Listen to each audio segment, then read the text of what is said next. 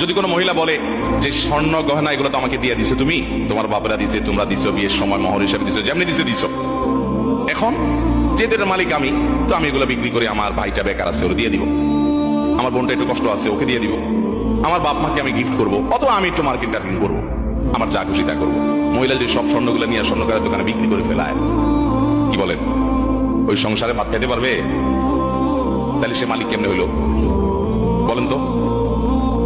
আচ্ছা, এবার আপনি বলবেন তাহলে ঠিক আছে হুজুর, তাহলে স্বামী মালিক, তাইলে আরেক বেদাল হবে।